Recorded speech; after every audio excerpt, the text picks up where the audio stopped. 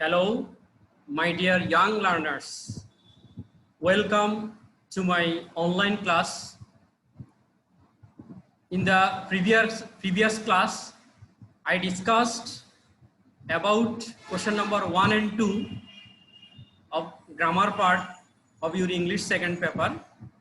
Today, I will discuss about question number 4, that is right form of verbs. Dear learners, you notice on our computer screen a sheet about right form of verbs. Before solving the problems of question number 4, we have to learn about this question, some basic things or fundamental concepts which you notice on the screen. At first, we have to know about different types of verbs, and then we have to know about the structures of tenses, of the forms of tenses. You see, there are two types of verbs here, auxiliary verbs and main verbs. And according to the action of the verb, we also classify verb as action verb and non-action verb. The verb which means be or have, being or having, are called non-action verb. And the verbs which indicate any action or any deed or work, any task, are called action verb. এখানে যে ভার্বগুলো দিয়ে হওয়া থাকা বোঝায় সেগুলোকে আমরা মূলত নন action verb বলি, আর যে ভার্বগুলো দিয়ে কোনো কাজ করা বোঝাবে সেটা হচ্ছে অ্যাকশন ভার্ব। তো নন অ্যাকশন ভার্বগুলো হচ্ছে মূলত টু বি ভার্ব এবং to have verb. To be ভার্বগুলোর মধ্যে দেয়া আছে, দেখো, am, is, are, was, were, be, been, being. এগুলো দিয়ে কোনো কিছু হওয়া বোঝাচ্ছে, কোনো কিছু কোথাও অবস্থিত বা কারো পদবি, মর্যাদা, এগুলো বোঝাচ্ছে। আর টু হ্যাভ ভার্বগুলো দিয়ে কোনো কিছু থাকা বোঝাচ্ছে, অধিকার, পজেশন বা মালিকানা বোঝাচ্ছে। এই জন্য টু বি এবং টু হ্যাভ ভার্ব এগুলিকে নন অ্যাকশন ভার্ব বলে।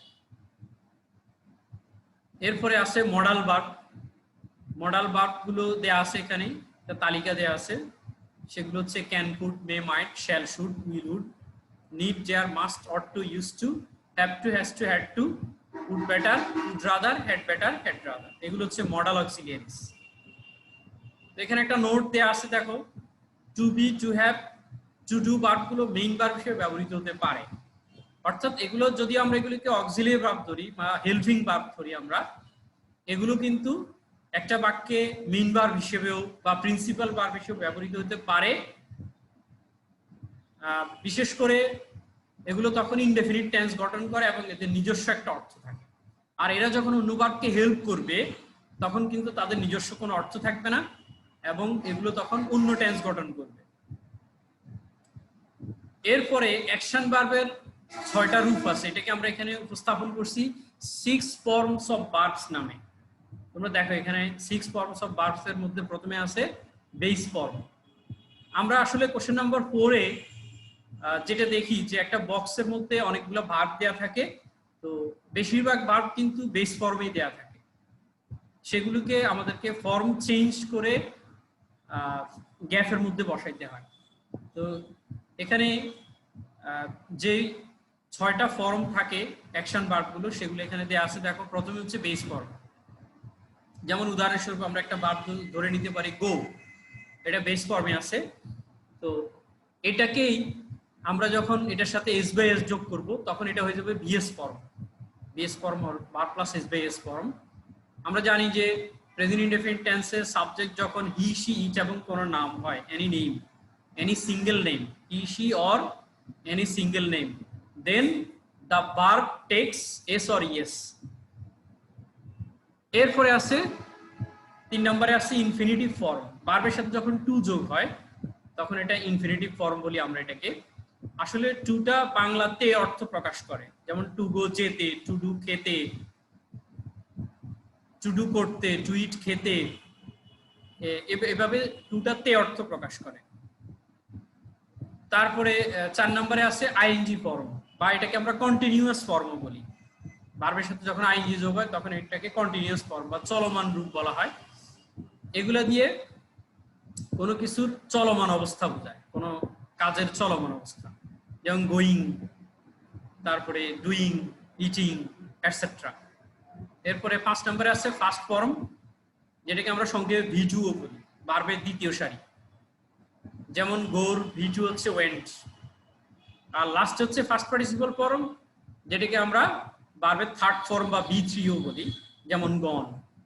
তাহলে একটা ভার্ব মূলত 6টা রূপে থাকতে পারে। উদাহরণস্বরূপ আমরা এখানে দেখতে পাচ্ছি গো, গোস, টু গো, গোয়িং, ওয়েন্ট, গন। এরকম যদি আমরা বলি গিভ, গিভেরও 6টা ফর্ম হতে পারে, give, gives, to give, giving, gave, given. এভাবে বিভিন্ন রকমের যে অ্যাকশন ভার্বগুলো আছে ওই অ্যাকশন ভার্বগুলোর 6টা রূপ আছে। এরপরে আমরা যেটা তোমাদেরকে এখানে স্ক্রিনে যেটা দেখাচ্ছি তোমাদেরকে, সেটা হচ্ছে স্ট্রাকচারস অফ টেন্সেস।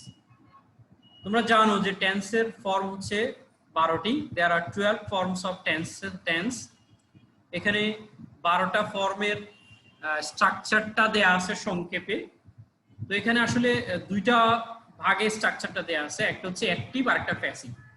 আমরা মূলত টেন্সের স্ট্রাকচার পড়ার সময় অ্যাক্টিভটাই পড়ি, বা আমরা নিচের ক্লাস থেকে, ডাউন ক্লাস থেকে আমরা অ্যাক্টিভের স্ট্রাকচারটাই দেখে আসছি।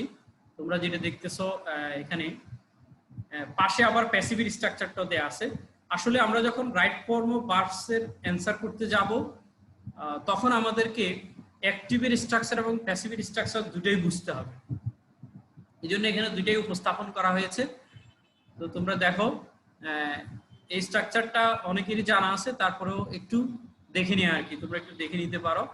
এখানে আসলে সবগুলো স্ট্রাকচারের প্রথমে সাবজেক্ট আছে। আমরা শুধু ভার্বের রূপটা মনে রাখবো, আমাদেরকে পুরো স্ট্রাকচারটা মনে রাখতে হবে না। যে যেমন প্রেজেন্ট ইনডেফিনিট টেন্সে ভার্বের রূপ হবে হয় ভার্বের বেস ফর্ম থাকবে অথবা বিএস ফর্ম থাকবে। বেস ফর্মটা তোমরা জানো, বেস ফর্মটা হচ্ছে মূল ফর্ম, মানে একটা ভার্ব সাধারণত যে রূপে থাকে সেটাই হচ্ছে বেস ফর্ম। এরপরে ভার্বের সাথে এস বাই এস যোগ হতে পারে, এটাকে আমরা ভিএস ফর্ম বলি। তো এস বাই এস কোথায় যোগ হয়?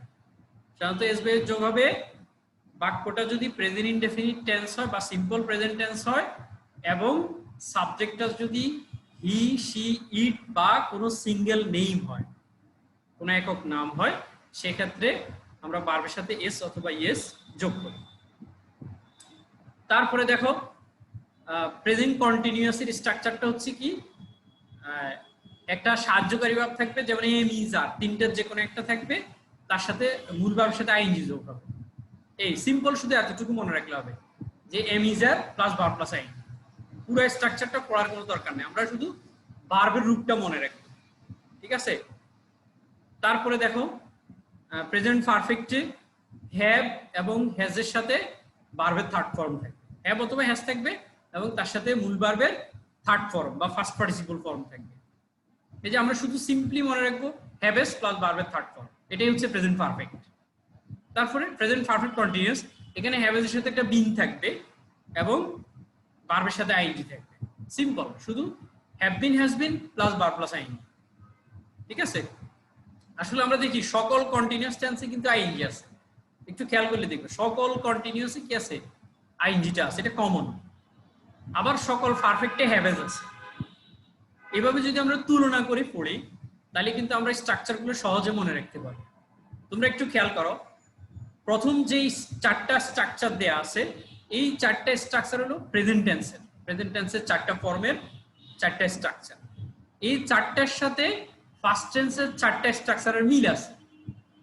দেখো একটু মিলটা যদি আমরা মনে রাখতে পারি তাহলে কিন্তু আমরা ফার্স্ট টেন্সের 4টা স্ট্রাকচারও মনে রাখতে পারবো। তুমি প্রেজেন্ট টেন্সের 4টা স্ট্রাকচার মনে রাখলে পাস্ট এবং ফিউচারের 4টা করে 8টাও মনে রাখতে পারবা সহজে।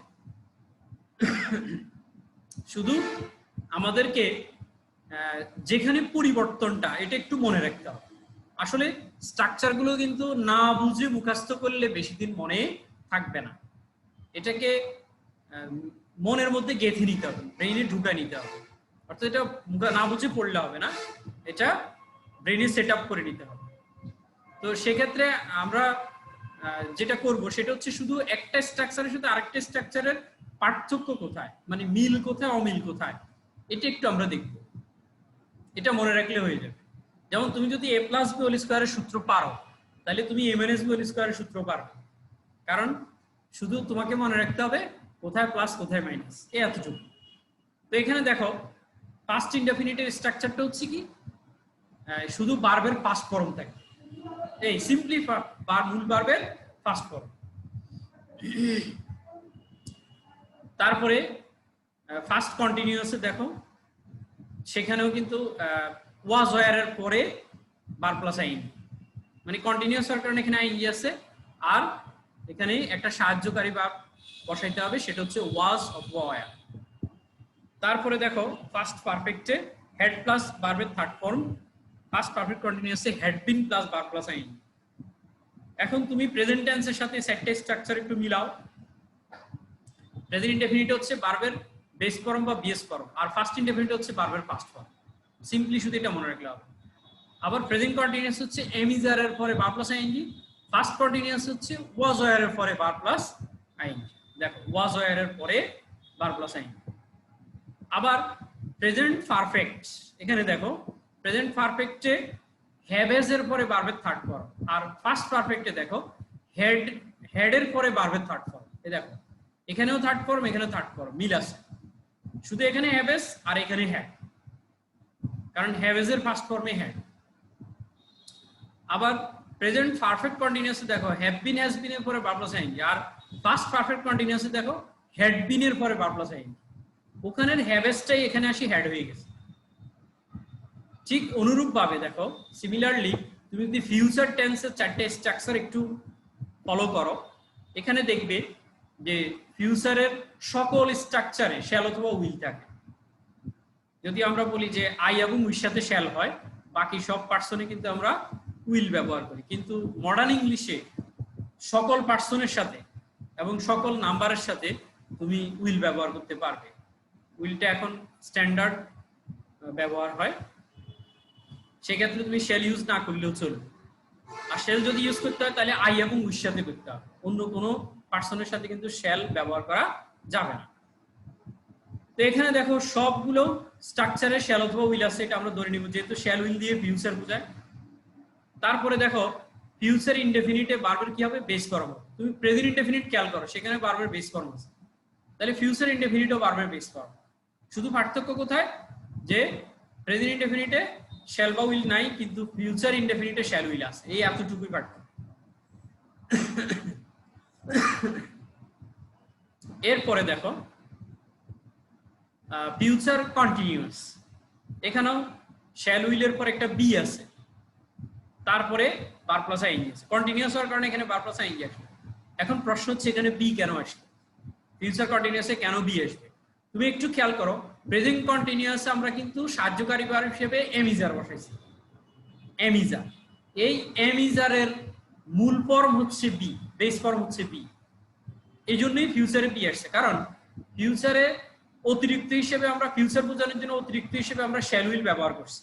এখন শ্যাল উইল কিন্তু মূলত মডাল ভার্ব, তো মডাল ভার্বের পরে আবার কিন্তু এম ইজ আর মিলে না। মডাল ভার্বের পরে এম ইজ আর ওয়াজ আর এগুলো মিলবে না, কারণ এগুলো বসানো যাবে না। কারণ একটা রোল আছে যে মডাল ভার্বের পরে ভার্বের বেস ফর্ম বসাইতে হবে। সেক্ষেত্রে এখানে শ্যাল উইলের পরে আমরা এম ইজ আর এর বেস ফর্মে বি বসাইছি। একটু খেয়াল করো, এখানে বিটা কিন্তু এম ইজ আর থেকে আসছে। আবার ফিউচার পারফেক্টে দেখো শ্যাল উইলের পরে আমরা হ্যাভ ব্যবহার করছি, ওই পারফেক্ট হওয়ার কারণে এখানে হ্যাভ আসছে, আবার ফিউচার হওয়ার কারণে শ্যাল উইল আসছে। আসলে নামের সাথে স্ট্রাকচারের একটা মিল আছে, কথা বুঝছো? সকল পারফেক্টে আমরা জানি হ্যাভ এজ হেড থাকে, আবার সকল ফিউচারে শ্যাল উইল থাকে।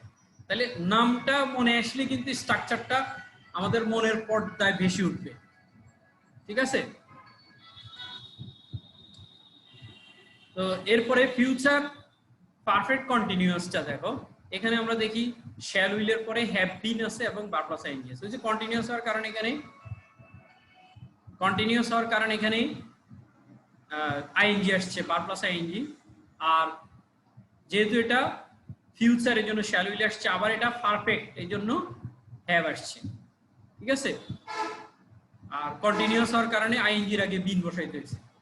এই বিনটাও কিন্তু ওই যে এমিজার থেকে আসছে, কারণ আমরা জানি বি ভার্ব মানে এমিজার ওয়াজার, আর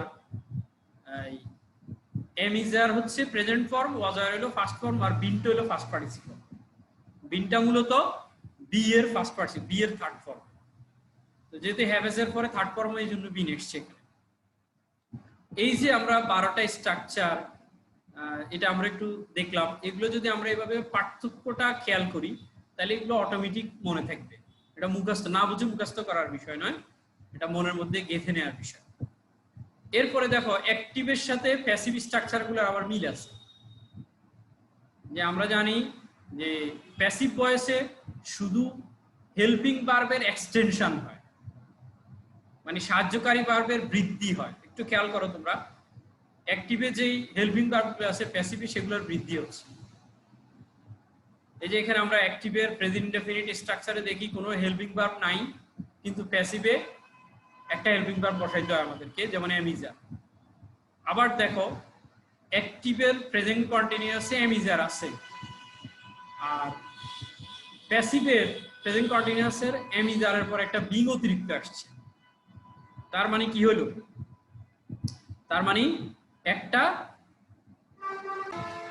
প্যাসিভে প্রতি ক্ষেত্রেই আমরা দেখি একটা হেল্পিং ভার্ব অতিরিক্ত আসে। এই যে অ্যাক্টিভে আমরা এখানে প্রেজেন্ট কন্টিনিউয়াসে দেখলাম এমিজার, মানে একটা সাহায্যকারী ভার্ব আছে। প্যাসিভে কিন্তু দুইটা সাহায্যকারী ভার্ব হয়ে যাবে, সেক্ষেত্রে শুধু একটা বিং অতিরিক্ত আসছে। এই বিংটা মূলত আইএনজি থেকে আসে, এই যে আইএনজি থেকে এখানে বিং আসছে। তারপরে আমরা যদি একটু খেয়াল করি যে প্রেজেন্ট পারফেক্ট টেন্সে হ্যাভেস থাকে শুধু, মানে যে কোনো একটা হেল্পিং ভার্ব হ্যাভ অথবা হ্যাজ, কিন্তু প্যাসিভে আসি আমরা দেখি ওই হ্যাভেসের সাথে বিং যোগ হচ্ছে অতিরিক্ত হিসেবে, মানে একটা হেল্পিং ভার্ব এক্সটেন্ড হয়েছে, এটা বিস্তৃত হয়েছে। তারপরে আমরা প্রেজেন্ট পারফেক্ট কন্টিনিউয়াসে দেখি দুইটা হেল্পিং ভার্ব থাকে, হ্যাভ বিন অথবা হ্যাজ বিন। আর এটার প্যাসিভ মুডে চলে আসি আমরা দেখি যে have been being, has been being, মানে একটা হেল্পিং ভার্ব এক্সটেনশন হয়। তাহলে এখানে হেল্পিং ভার্ব হয়ে যাবে তিনটা, মানে হয় হ্যাভ বিন বিং অথবা হ্যাজ বিন বিং। আর প্যাসিভে একটা জিনিস লক্ষণীয়, প্যাসিভে দেখো সকল স্ট্রাকচারে মূল ভার্বের থার্ড ফর্ম আছে, সব third form, V3 V3 V3 সব থার্ড ফর্ম। মানে প্যাসিভ ভয়েসের বাক্য যেই টেন্সেরই হোক, main verb is always in first participle form. Main verb সবসময় ফার্স্ট পার্টিসিপল ফর্মে হয়। এই স্ট্রাকচারগুলো এখানে অ্যাক্টিভের যে 12টা স্ট্রাকচার, প্যাসিভে আছে 12টা স্ট্রাকচার, এই টোটাল 24টা স্ট্রাকচার আমরা একটু নীরবে চিন্তা করবো এই স্ট্রাকচারগুলো নিয়ে। তোমরা যখন সকালবেলা অথবা অবসর সময় বসে এই স্ট্রাকচারগুলো নিয়ে একটু যদি ভাবো, একটু যদি চিন্তা করো, তাহলে এগুলো সহজে মনের মধ্যে গেঁথে যাবে। এরপরে আসো আমরা নেক্সট চলে আসি রাইট ফ্রম ভার্বসের জন্য। এখানে আমাদের শর্টকাট কিছু রোল আছে, এটা হলো আমাদের সংক্ষেপে মনে রাখার জন্য কিছু রোল এখানে আমি তোমাদের জন্য তৈরি করেছি। এগুলিকে আমি নাম দিয়েছি শর্টকাট রোলস। এগুলো আসলে এভাবে হয়তো গাইডে বা বইতে হয়তো এভাবে সাজানো নাই, তো আমি এখানে রোলগুলোকে সংক্ষেপে সাজিয়ে দিয়েছি তোমাদের সুবিধার জন্য, মনে রাখার সুবিধার্থে। এখানে প্রথম রোলটা সবাই আমরা জানি যে প্রেজেন্ট ইনডেফিনিট টেন্সে সাবজেক্ট থার্ড পারসন সিঙ্গুলার হলে ভিএস ফর্ম হয়। থার্ড পারসন সিঙ্গুলার বলতে আমরা কি বুঝি? থার্ড পারসন সিঙ্গুলার হচ্ছে he, she, it or any single name. He, she, it এবং যে কোনো একক নাম। সাবজেক্ট যদি হি, শি অথবা যে কোনো একক নাম হয়, আর বাক্যটা যদি প্রেজেন্ট ইনডেফিনিট হয়, অন্য কোনো টেন্সে কিন্তু এস বেস যোগ হয় না, শুধুমাত্র প্রেজেন্ট ইনডেফিনিট বা সিম্পল প্রেজেন্ট টেন্সে আমরা ভার্বের সাথে এস বেস যোগ করি। তাও সাবজেক্ট থার্ড পারসন সিঙ্গুলার হইতে হবে, মানে হি, শি, ইট বা কোনো নাম হতে হবে। কিন্তু যদি বাক্যটা প্রেজেন্ট ইনডেফিনিট হইল বা সাবজেক্ট যদি থার্ড পারসনও হইল কিন্তু সিঙ্গুলার না হইল, ধরো সাবজেক্ট প্লুরাল হইল, তাহলে কিন্তু এস বেস যোগ হবে না। ঠিক আছে, তাহলে শর্ত হচ্ছে কি বাক্যটা সিম্পল প্রেজেন্ট টেন্সের হইতে হবে, তারপরে আবার সাবজেক্ট থার্ড পারসন হইতে হবে, আবার সিঙ্গুলার হইতে হবে। তিনটা কন্ডিশন আছে কিন্তু এস বেস যোগ করার, এই তিনটা কন্ডিশন।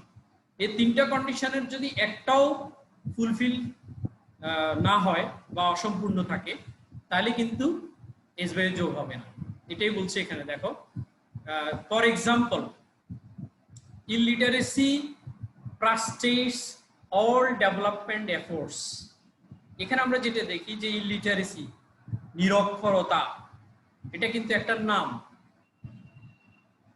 এবং এটা একটা অ্যাবস্ট্রাক্ট নাউন। তো এটা থার্ড পারসন সিঙ্গুলার, এই জন্য আমরা এখানে দেখি frustrate এর সাথে একটা এস যোগ করা হয়েছে। Illiteracy frustrates all development efforts, নিরক্ষরতা সকল উন্নয়ন প্রচেষ্টাকে ব্যাহত করে। এরকম আমরা যদি বলি লোডশেডিং হ্যাম্পার্স আওয়ার ডেভেলপমেন্ট, যে লোডশেডিং আমাদের উন্নয়নকে ব্যাহত করে। তারপর ট্রাফিক জ্যাম কিলস আর ভ্যালুয়েবল টাইম, ট্রাফিক জ্যাম আমাদের মূল্যবান সময় নষ্ট করে। এই যে traffic jam kills, load shedding hampers, কেন এস বেস যোগ হইল? কারণ ট্রাফিক জ্যাম, লোডশেডিং, ইলিটারেসি এগুলো সবই কি থার্ড পারসন সিঙ্গুলার, এগুলো সবকিছু একটা নাম বুঝাচ্ছে। তো সেই ক্ষেত্রে থার্ড পারসন সিঙ্গুলার যে কোনো ব্যক্তির নাম হবে তা নয়, এটা যে কোনো ঘটনার নাম, যে কোনো অ্যাবস্ট্রাক্ট আইডিয়া হইতে পারে, তারপরে যে কোনো বস্তুর নাম হইতে পারে, প্রাণীর নাম হইতে পারে, থার্ড পারসন সিঙ্গুলার। আসলে আমরা চারদিকে তাকাইলে যাই দেখি সবকিছু, বেশিরভাগ জিনিসই কিন্তু থার্ড পারসন। ঠিক আছে, কারণ সবকিছুর নামই থার্ড পারসন। আর সেটা যদি সিঙ্গুলার হয় সেক্ষেত্রে আমরা এটাকে থার্ড পারসন সিঙ্গুলার ধরবো এবং তারপরে যে ভার্বটা বসাবো ওই ভার্বের সাথে আমাদেরকে অবশ্যই এস অথবা ইয়েস অ্যাড করতে হবে।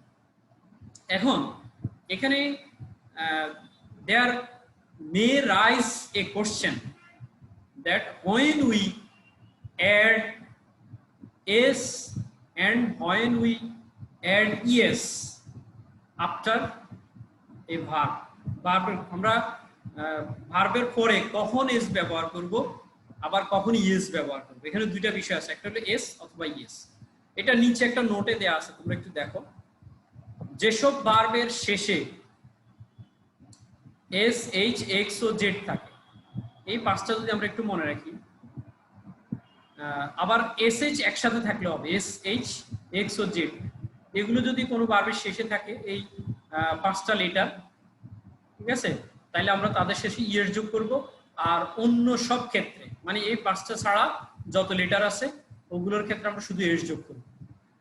যেমন এখানে কিছু এক্সাম্পল দেয়া আছে, টিচ, এটা শুধু আমরা যদি এস বা এস যোগ করতে চাই তাহলে আমাদেরকে এখানে ইয়েস যোগ করতে হবে, যেহেতু এটা লাস্টে এইচ আছে বা সিএইচ আছে। মিক্স, মিক্সেস, ব্রেক, ব্রেকস, এখানে ব্রেকের লাস্ট লেটারটা হচ্ছে কে, কে যেহেতু এই পাঁচটার মধ্যে পড়ে না তাহলে এখানে আমরা এটার সাথে এস যোগ করব।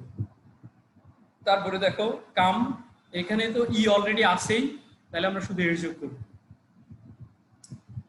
এরপরে চলে আসো রোল 2, এখানে বলছে গ্যাপের আগে, এখানে একটা গ্যাপ দেয়া আছে দেখো, শূন্যস্থান বা গ্যাপের আগে টু থাকলে ভার্বের বেস ফর্ম হয়, বিভি ফর্ম।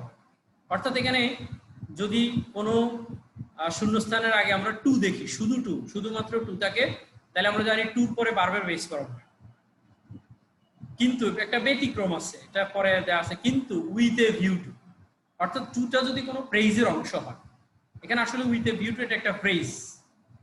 ফ্রেজ হচ্ছে শব্দগুচ্ছ, কয়েকটা শব্দ মিলে যদি একটা অর্থ হয় সেখানে আমরা এটাকে ফ্রেজ বলি। যেমন with a view to, look forward to, এখানে টুটা কিন্তু আলাদা নয়, টুটা একটা ফ্রেজের অংশ।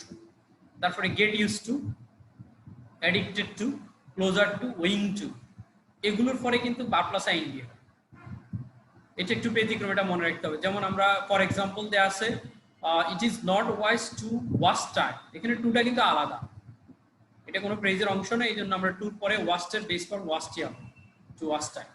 কিন্তু এক্সাম্পল বি তে দেখো, এখানে he learns English with a view to get a good job, এখানে টুটা কিন্তু উইথ এ ভিউ এটার সাথে অ্যাড করা।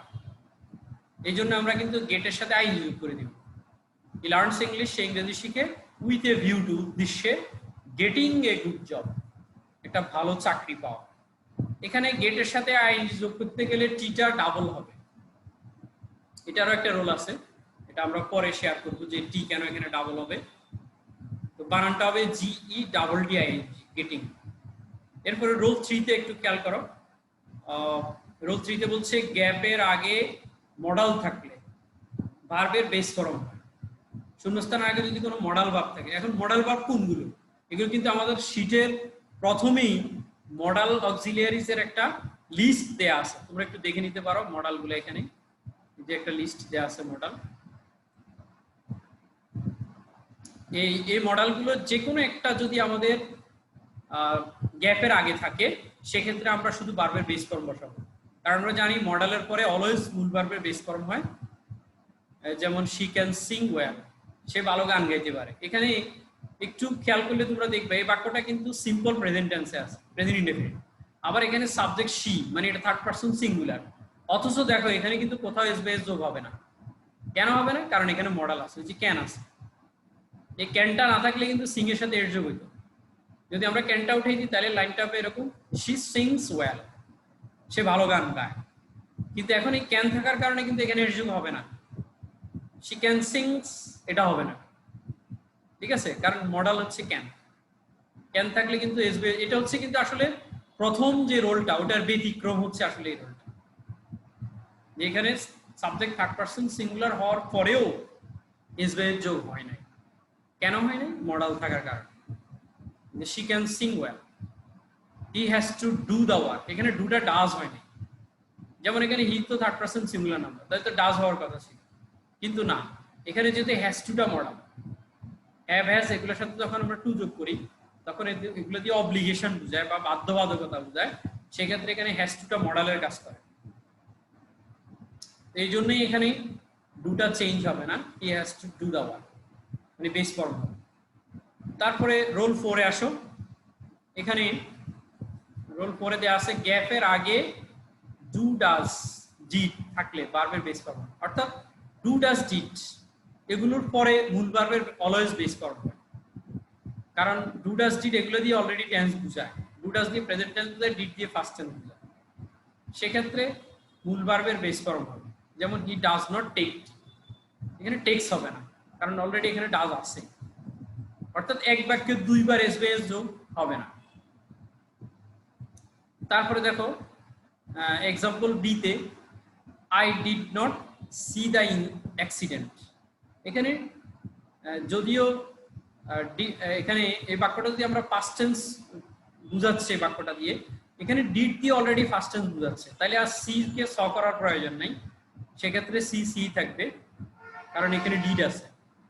যদি আমরা এইভাবে লিখি যে I did not saw the accident, তাহলে কিন্তু দুইটা বার ফার্স্ট ফর্ম হয়ে যাবে। আসলে সিম্পল সেন্টেন্সে পরপর দুইটা বার ফার্স্ট ফর্ম হয় না, সেক্ষেত্রে এই জন্যই এটা বেস ফর্ম হবে, I did not see the accident.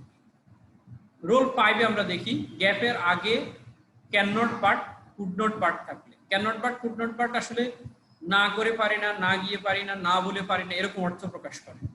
Can not বাটটা আমরা প্রেজেন্ট টেন্সে ইউজ করি, আর কুড নট বাটটা আমরা ফার্স্ট টেন্সে ইউজ করি।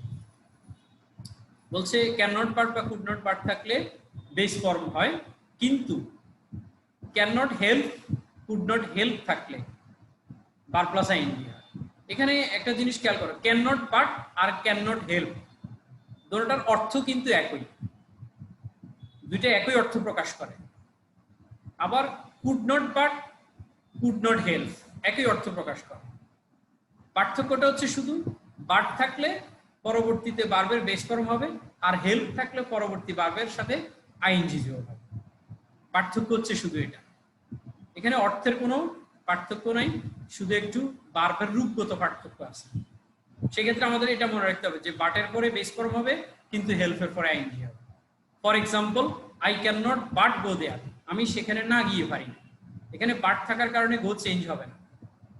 এক্সাম্পল বি তে আমরা দেখি আই ক্যান নট হেল্প গো দেয়ার, দেখো দুইটা সেন্টেন্সই কিন্তু একই অর্থ প্রকাশ করছে, কিন্তু একটাতে বাট ইউজ করা হয়েছে আর একটাতে হেল্প ইউজ করা হয়েছে, এই জন্য এখানে বাটের পরে হবে শুধু গো, মানে গোর বেস ফর্ম হবে, কিন্তু এখানে হেল্পের পরে গোয়িং হবে, অর্থাৎ এখানে গোর সাথে আইএনজি অ্যাড করতে হবে হেল্প থাকার কারণে।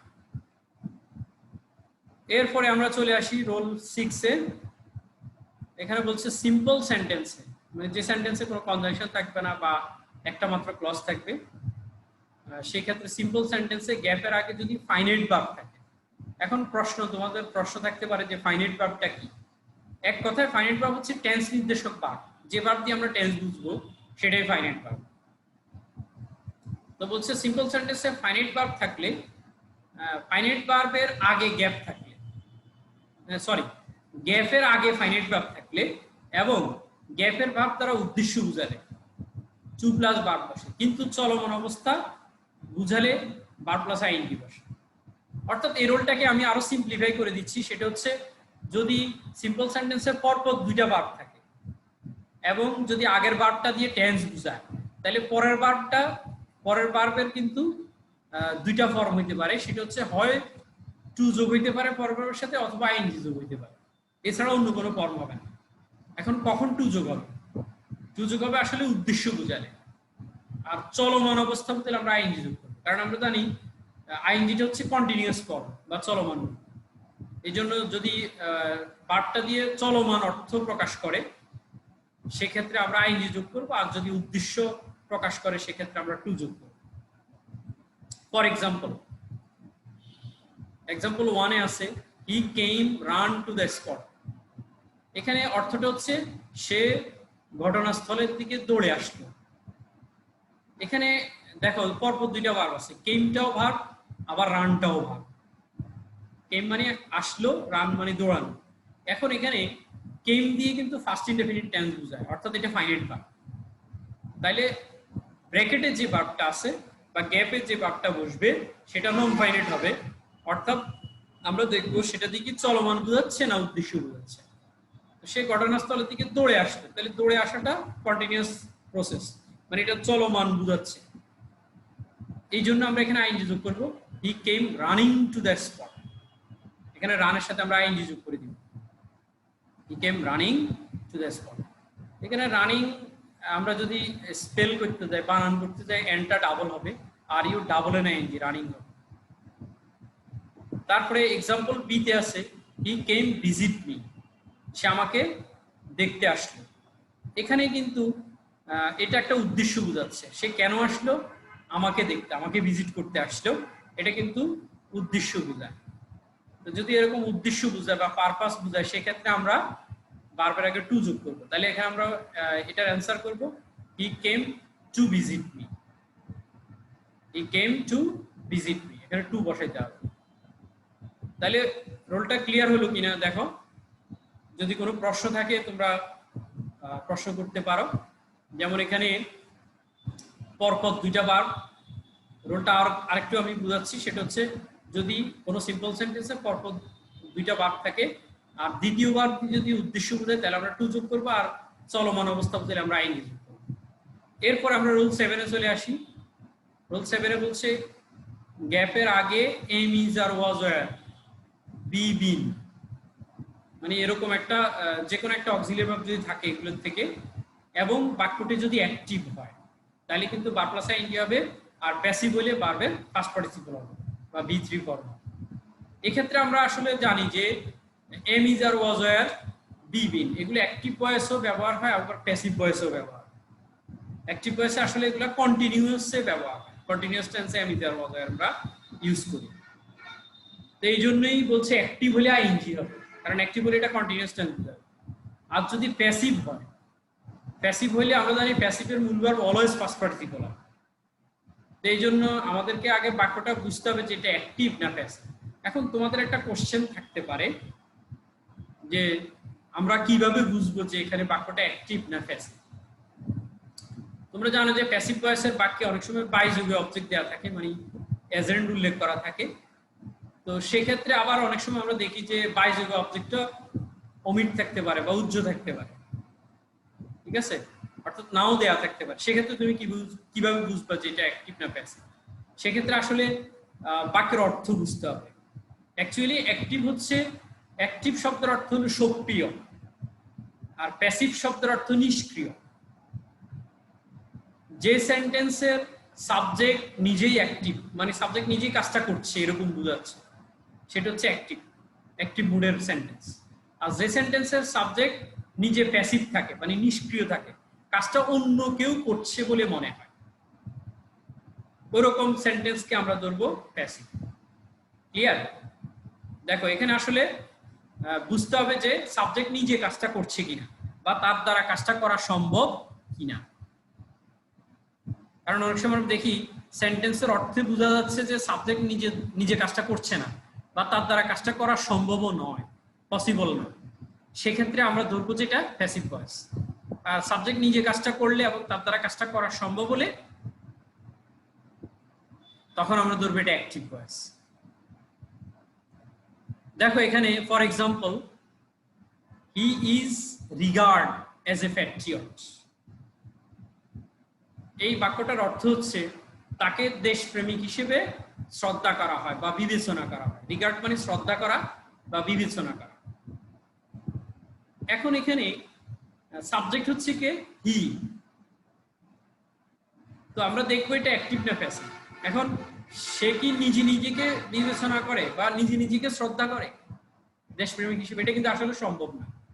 কেউ নিজে নিজেকে বিবেচনা করে না বা শ্রদ্ধা করে এরকম বুঝাচ্ছে, মানে তাকে অন্যের দ্বারা প্যাট্রিয়ট হিসেবে রিগার্ড করা হয় এরকম বুঝাচ্ছে বাক্যের অর্থ। এই জন্য বাক্যটা প্যাসিভ মুডে আছে। তখন আমরা প্যাসিভ মুডে আমরা জানি এম ইজ আর ওয়াজ আর এর পরে মূল ভার্বের ফার্স্ট পার্টিসিপল হবে, সেক্ষেত্রে আমরা রিগার্ডের ফার্স্ট পার্টিসিপলে রিগার্ডেড বসাবো, ইডি যোগ করে দেবো। এটার সাথে অ্যান্সারটা হবে regarded. He is regarded as a Patriot. এরকম আছে হি ইজ কনসিডার্ড, তাকে বিবেচনা করা হয়। ঠিক আছে? তারপরে এক্সাম্পল বি তে আমরা দেখি he is read a news paper. এটা অর্থ হচ্ছে সে একটা পত্রিকা পড়ছে। এক্ষেত্রে দেখো এখানে সে নিজেই পত্রিকা পড়ার কাজটা সে নিজে করছে, মানে এখানে কাজটা সাবজেক্ট নিজেই করতেছে, তার মানে সে অ্যাক্টিভ। এখানে সাবজেক্টটা অ্যাক্টিভ, এই জন্য এখানে আমরা ইজ এর পর আইএনজি যোগ করবো। আমরা জানি অ্যাক্টিভ হলে এম ইজ এর পর আইএনজি হবে, আর প্যাসিভ হলে কিন্তু পাস্ট পার্টিসিপল। প্রথম বাক্যটা প্যাসিভ হওয়ার কারণে আমরা লিখছি অ্যান্সার দিব রিগার্ডেড, আর সেকেন্ড সেন্টেন্সটা অ্যাক্টিভ হওয়ার কারণে আমরা অ্যান্সার দিব রিডিং, মানে আইএনজি যোগ করব। এক্সাম্পল সি তে আসি আমরা, the school was establish in 1950। এটার বেঙ্গলি মিনিং হচ্ছে স্কুলটা 1950 সালে প্রতিষ্ঠিত হয়েছিল। এক্ষেত্রে দেখো গ্যাপের আগে এখানে ওয়াজ আছে। এখন আমরা দেখবো এই বাক্যটা অ্যাক্টিভ নাকি প্যাসিভ, কারণ ওয়াজ এর পরে আইএনজি হইতে পারে, আবার ফার্স্ট পার্টিসিপল হইতে পারে। তো দেখো এখানে সাবজেক্ট হচ্ছে দ্য স্কুল, স্কুলটি, আর ভার্বটা হচ্ছে এস্টাবলিশ, প্রতিষ্ঠিত হয়। এখন স্কুল কি নিজে নিজে প্রতিষ্ঠিত হতে পারে? অ্যান্সার হচ্ছে no, it is not possible. স্কুলটা নিজে প্রতিষ্ঠিত হতে পারে না, এটা কারোর দ্বারা প্রতিষ্ঠিত হয়। তাহলে এটা প্যাসিভ মুডে আছে বাক্যটা। এই জন্যই আমরা এস্টাবলিশের ফার্স্ট পার্টিসিপল ফর্ম বসাবো, মানে এস্টাবলিশ সাথে ইডি যোগ করবো। The school was established in 1950। এরপরে আসো এক্সাম্পল ডি তে আমরা যেটা দেখি, she was cry for her lost pen. এখানে সে তার হারানো কলমটির জন্য কাঁদছে। কান্নার কাজটা কিন্তু সেই করছে, মানে সাবজেক্ট নিজেই কাজটা করছে। এখানে শি ক্রাই মানে সে নিজেই কাঁদতেছে, অর্থাৎ এখানে সাবজেক্ট অ্যাক্টিভ, সক্রিয়। সেক্ষেত্রে আমরা ওয়াজ এর পরে এখানে আইএনজি বসাবো, তাহলে she was crying for her lost pen. Clear? আচ্ছা, এরপরে আমরা চলে আসি রোল এইচে। গ্যাপের আগে প্রিপোজিশন গুলো তোমরা জানো, on, in, to, of, by, from, এগুলো। তবে এখানে টু নিয়ে কিছু ব্যতিক্রম আছে। টু ইনফিনিটিভ টু আছে, আবার প্রিপোজিশন টু আছে। সেক্ষেত্রে এখানে টুর কথা আমরা বাদ দিলাম, টুর রোলটা আলাদা চলে গেল। টু ছাড়া অন্য যেসব প্রিপোজিশন গুলো আছে, ওই প্রিপোজিশন গুলো যদি গ্যাপের আগে থাকে অথবা যদি কোনো পজিটিভ থাকে। এখন তোমরা প্রশ্ন করতে পারো পজিটিভ কি? এখানে পজিটিভ বলতে আসলে নাউন বা প্রোনাউনের যে রূপ অধিকার বা মালিকানা বোঝায়, ওই রূপটাকে পজিটিভ বলে। যেমন মাই, আওয়ার, হিজ, দেয়ার, ইউর, এগুলো হচ্ছে পজিটিভ কেস, কারণ এগুলো দিয়ে মালিকানা বোঝায়। যেমন মাই গার্ডেন যদি আমি বলি আমার বাগান, তাহলে মাইটা দিয়ে অধিকার বোঝাচ্ছে, এই জন্য মাইটা পজিটিভ। তারপরে যদি বলি রহিম পেন, রহিমের কলম, এখানে এই রহিমস এই ওয়ার্ডটা দিয়ে কিন্তু মালিকানা বোঝাচ্ছে, এই জন্য এটা পজিটিভ। তো বলছে নাউন প্রোনাউনের যে রূপ অধিকার বা মালিকানা বোঝায় সেগুলিকে পজিটিভ বলে। তো এখন বলছে গ্যাপের আগে যদি কোনো প্রিপজিশন থাকে বা কোনো পজিটিভ থাকে, তাইলে ওই গ্যাপের ভার্বের সাথে আইএনজি যোগ করে দিতে হবে। যেমন ফর এক্সাম্পল ইন, এখানে একটা প্রিন্টিং মিস্টেক আছে, দেখো এখানে ইন হবে, এটা হবে আই হ্যাভ। এখানে একটু খেয়াল করো, এখানে আই হ্যাভ হবে, এটা প্রিন্টিং মিস্টেক আছে একটু। I have never thought of, I have never thought of, তারপরে আছে গো দেয়ার, আমি কখনো সেখানে যাওয়ার কথা ভাবিনি। এখানে আমরা যেটা দেখি যে গ্যাপের আগে অফ আছে, অফ, ওয়েভ অফ, একটা প্রিপজিশন আছে, অফটা একটা প্রিপজিশন। তাহলে আমরা কি করব, আমরা কোনো কিছু চিন্তা করা লাগবে না আমাদের, শুধু আমরা ভার্বের সাথে আইএনজি যোগ করে দিব যেহেতু প্রিপজিশন আছে। তখন অ্যান্সারটা হবে going, I have never thought of going there, আমি কখনো সেখানে যাওয়ার কথা ভাবিনি। বি নাম্বার এক্সাম্পলে দেখো, এখানে আছে he prevented me from do the work, সে আমাকে কাজটি করা থেকে বিরত রাখে। এখানে দেখো প্রমের পরে, এখানে গ্যাপের আগে প্রম আছে, মানে প্রিপজিশন দেয়া আছে, সেক্ষেত্রে আমরা ডুর সাথে আইএনজি যোগ করে দেব যেহেতু প্রম আছে। এভাবে আমরা দেখবো যদি রাইট ফ্রম ভার্বসে শূন্যস্থানের আগে যদি প্রিপজিশন থাকে, আমরা ওই শূন্যস্থানের ভার্বের সাথে আইএনজি যোগ করে দেব, এখানে আর কিছু চিন্তা করা লাগবে না। তারপরে সি নাম্বারে আছে a teacher contributes A lot in build up an educated nation, এখানে ইন থাকার কারণে আমরা বিল্ডিং লিখবো। তারপরে ডি নাম্বারে he is good at make plan, এখানে অ্যাট থাকার কারণে মেকিং লিখবো, ঠিক আছে। তারপর রোল 9 এ আমরা আসি, গ্যাপের আগে have, has, had, having be থাকলে ভার্বের থার্ড ফর্ম। এক্ষেত্রে তোমরা দেখো হ্যাভ, হ্যাজ, হ্যাড এগুলো দিয়ে আসলে পারফেক্ট টেন্স বোঝায়। তো আমরা জানি যে কোনো পারফেক্ট টেন্সের মূল ভার্বের ফার্স্ট পার্টিসিপল, ঠিক আছে। আবার হ্যাভিং বি এগুলোর পরেও ফার্স্ট পার্টিসিপল ফর্ম হয়, ঠিক আছে। তো সেক্ষেত্রে এখানে উদাহরণ দেখো, for example all the great persons of the world have make the best use of time, এখানে হ্যাভ থাকার কারণে মেকটা হয়ে যাবে মেড, হ্যাভ মেড। তারপরে বি নাম্বারে হ্যাভিং টেক দ্য মানি, এখানে হ্যাভিং থাকার কারণে টেকের ফার্স্ট পার্টিসিপল হবে taken, having taken the money he went away. C নাম্বারে walking should be form as a habit, এখানে বি থাকার কারণে ফর্ম, ফর্ম মানে গঠন করা, এটা কিন্তু ফর্ম না, এটা হচ্ছে ফর্ম। এখানে ফর্মের ফার্স্ট পার্টিসিপল হবে ফর্ম যেহেতু বি আছে। আসলে এটা মূলত প্যাসিভ ভয়েস, এই যে শুড মডেল তারপরে বি আছে, সাধারণত প্যাসিভ ভয়েসে মডেলের পরে বি থাকে, এই জন্যই এই ভার্বটার ফার্স্ট পার্টিসিপল হয়ে যায়। আমাদের এত কিছু যদি মনে না থাকে, আমরা শুধু এটাই মনে রাখবো যে have, has, had, having be এর পরে ফার্স্ট পার্টিসিপল। তারপর রোল 10 এ চলে আসি আমরা, গ্যাপের ভার্বের সাথে নট বসানোর প্রয়োজন হইলে এবং তার পূর্বে কোনো অক্সিলিয়ারি ভার্ব না থাকলে, মানে কোনো হেল্পিং ভার্ব যদি না থাকে, সেক্ষেত্রে ডু ডাজ ডিড যোগ করতে হয়। এটা আমরা জানি আসলে, যেমন নেগেটিভ সেন্টেন্সে এবং ইন্টারোগেটিভ সেন্টেন্সে আমরা দেখি যদি বাক্যে কোনো হেল্পিং ভার্ব না থাকে আগে থেকে, সেক্ষেত্রে আমাদেরকে ডু ডাজ ডিড এর হেল্প নিতে হয়। যেমন আমি যাই, যদি আমি বলি আমি যাই, আমরা এটাকে ইংলিশ করব আই গো। আর যদি এরকম থাকে যে আমি যাই না, আমরা যদি এই সেন্টেন্সটাকে নেগেটিভ করার চেষ্টা করি, তখন আমরা লিখি I do not go, I do not go. যদি বলি হি গোজ, সে যায়, হি গোজ। আবার যদি এই সেন্টেন্সটাকে আমরা নেগেটিভ করি, যদি বলি যে সে যায় না, তাহলে হবে হি ডাজ নট গো। অর্থাৎ এই যে এখানে ডাজ এর হেল্প নিতে হয়েছে আমাদেরকে, এটা নট এর কারণে। আসলে নট কিন্তু একা বসে না, নট যে কোনো হেল্পিং ভার্বের সাথে বসে, যেমন is not, are not, was not, wire not, do not, does not, did not, should not, can not, ঠিক আছে এইভাবে। তো সেই ক্ষেত্রে এই রোলটাতে সেটাই বলছে যে কোনো সেন্টেন্সকে যদি নেগেটিভ করার প্রয়োজন হয়, মানে নট বসানোর প্রয়োজন হয়, আর সেন্টেন্সের মধ্যে যদি কোনো হেল্পিং ভার্ব না থাকে, সেক্ষেত্রে আমাদেরকে অবশ্যই ডু, ডাজ এবং ডিড, মানে টেন্স অনুযায়ী বা সাবজেক্টের পার্সন নাম্বার অনুযায়ী আমাদেরকে ডু, ডাজ, ডিড এর হেল্প নিতে হবে। For example, a good student mix with bad boys. এখন এই সেন্টেন্সটাতে যদি আমরা নট না বসাই, যদি এটা এমনি করে দিই, a good student mixes with bad boys, তখন কিন্তু হয়তো গ্রামাটিক্যালি সেন্টেন্সটা কারেক্ট হবে, কিন্তু এটার মিনিংটা কিন্তু কারেক্ট হবে না। যে একজন ভালো ছাত্র খারাপ ছেলেদের সাথে মিশে, এখানে মিশে বললে কিন্তু বাক্যটার অর্থ মিনিংফুল হয় না, ঠিক আছে, অর্থপূর্ণ হয় না বাক্যটা। তো সেক্ষেত্রে আমাদেরকে এখানে একটা নট বসানোর প্রয়োজন হতে পারে।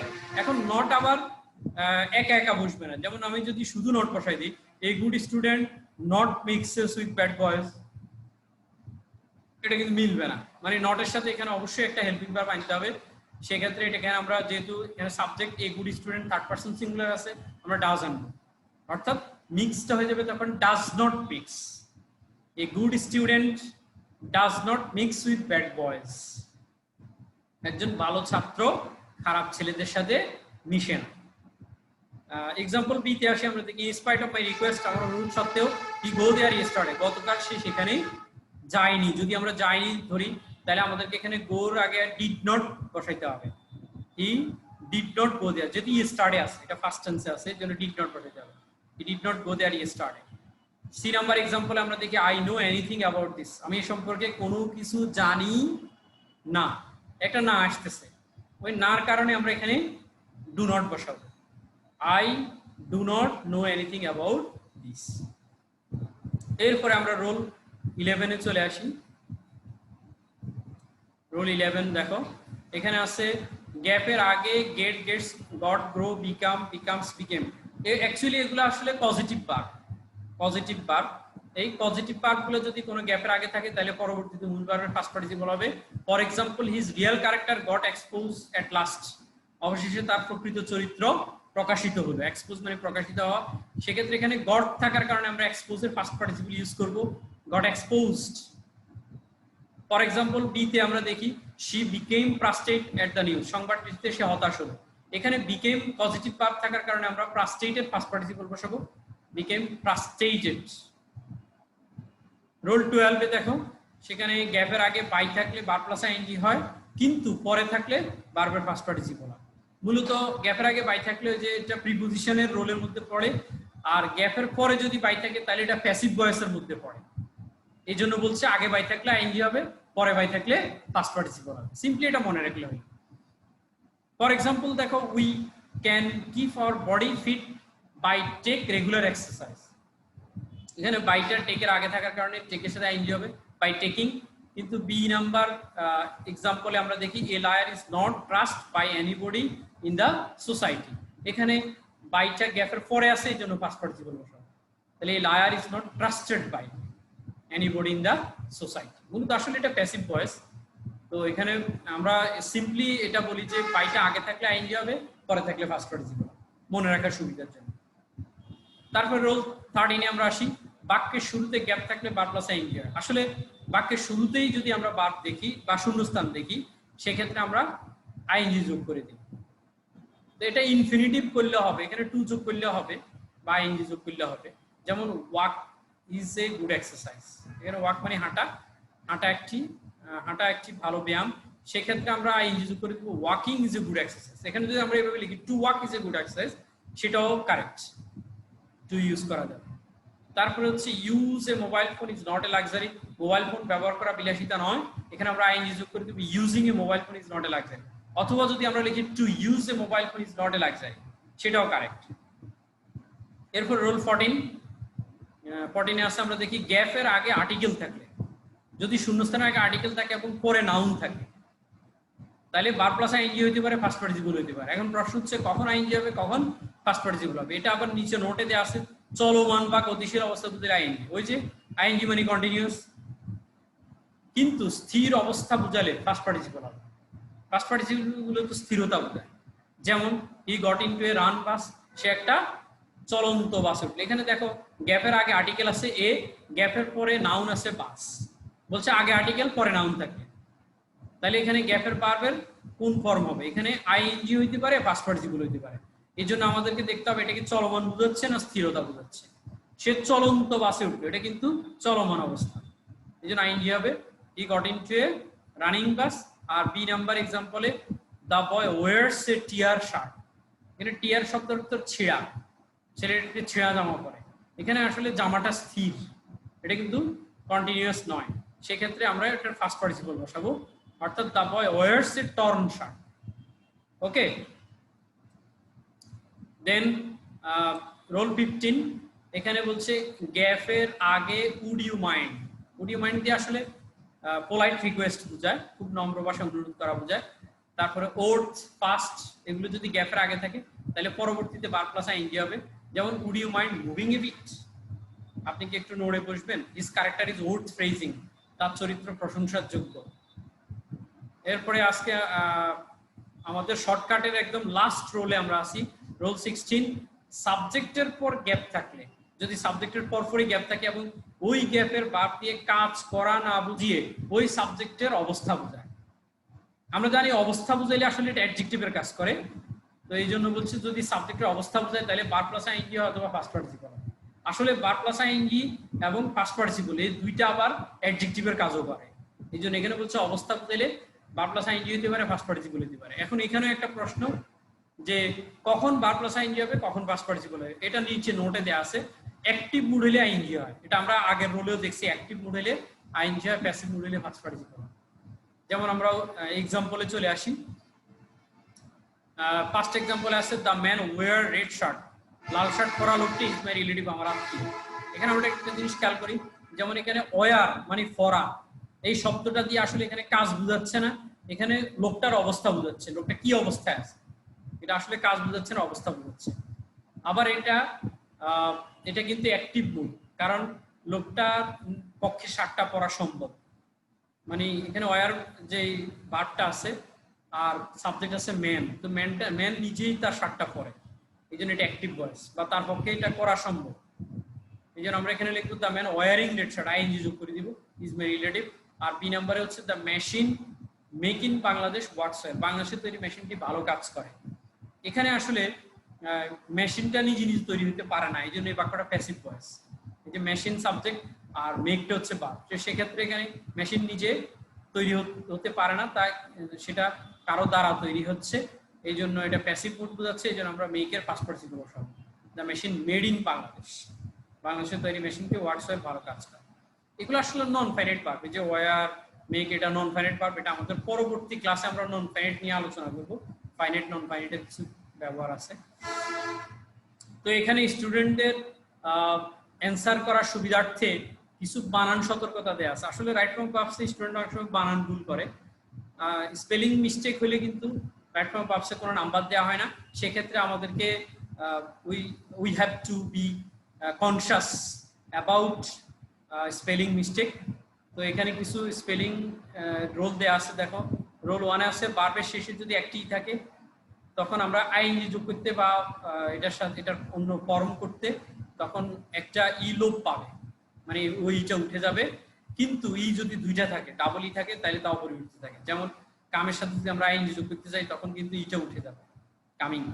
গিভের সাথে আইএনজি যোগ করলে ইটা উঠে যাচ্ছে, মেকের সাথে আইএনজি যোগ করতে গেলে ইটা উঠে যাচ্ছে, কিন্তু যদি আমরা এগ্রি, সি এগুলোর সাথে আইএনজি যোগ করতে যাই তাহলে কিন্তু ই উঠবে না। তারপরে রোল 2 তে আসছে ভার্বের শেষে যদি কনসোনেন্ট থাকে, মানে কনসোনেন্ট বলতে এখানে একটা মাত্র কনসোনেন্ট যদি থাকে এবং তার আগে যদি একটি মাত্র ভাওয়েল থাকে, কনসোনেন্ট আগে যদি একটা ভাওয়েল থাকে সেই ক্ষেত্রে শেষ কনসোনেন্টটি ডাবল হবে, মানে শেষ কনসোনেন্টটা দ্বিত্ব হয় বা ডাবল হয়। যেমন বেগের সাথে যদি আইন যোগ করতে জিটা ডাবল হবে, বেগিং, বেগড, রান, রানিং বা রানার, সিট, সিটিং বা গেটিং, অ্যাডমিট, অ্যাডমিটিং বা অ্যাডমিটেড, এগুলো ডাবল হচ্ছে। কিন্তু এটার ব্যতিক্রম আছে, আবার নোটে দেওয়া আছে লাস্ট সিলেবলে স্ট্রেস না পড়লে, মানে সিলেবল তো আমরা বুঝি শব্দের যতটুকু অংশ একবারে উচ্চারণ করা যায়, এটা হচ্ছে সিলেবল। এখন যদি শব্দের শেষ অংশের উপরে চাপ না পড়ে সেক্ষেত্রে আবার কনসোনেন্টটি ডাবল হয় না, যেটা আমরা এখানে দেখি লিসেন, লিসেন এটার সাথে যখন আমরা আইএনজি যোগ করি তখন কিন্তু এনটা ডাবল হচ্ছে না, যেমন লিসেনিং, ভিজিট, ভিজিটিং এটসেট্রা। এরপর রোল 3 তে আছে ভার্বের শেষে আই থাকলে যখন আমরা আইএনজি যোগ করব তখন আইটা ওয়াই হয়ে যাবে, আইটা ওয়াই হয়ে যাবে, তারপরে আইএনজি যোগ হবে। যেমন আমরা যদি ডিআই, ডাই, ডাই মানে মারা যাওয়া, এটার সাথে যদি আমরা আইএনজি যোগ করে দিই তাহলে বানানটা একটু চেঞ্জ হচ্ছে। দেখো ডিওয়াই আইএনজি, ডাইং, লাই, লাইং, টাই, টাইং এটসেট্রা। তো মূলত এখানে 16টা শর্টকাট রোল দেওয়া আছে এবং 3টা বানান সতর্কতা আছে। তো আজকের ক্লাসে আমরা এই পর্যন্ত আলোচনা করব, বাকি অংশ আমরা আগামী ক্লাসে কন্টিনিউ করব এবং এরপরে আমরা কিছু এক্সারসাইজও করব। তো মূলত এই রোলগুলো তোমরা বাসায় যদি প্র্যাকটিস করো, একটু এক্সারসাইজ করো, এখানে রোলের সাথে উদাহরণ দেওয়া আছে, তাহলে আশা করি তোমাদের রাইট ফর্ম অফ ভার্বস এর অনেকগুলা প্রবলেম সলভ হয়ে যাবে এবং তোমরা এই কোশ্চেনটাতে ভালো মার্কস সিকিউর করতে পারবে। তো আজকে এই পর্যন্তই, সবাই stay at home and be safe. Okay, see you in our next class. That's all for today. Thank you.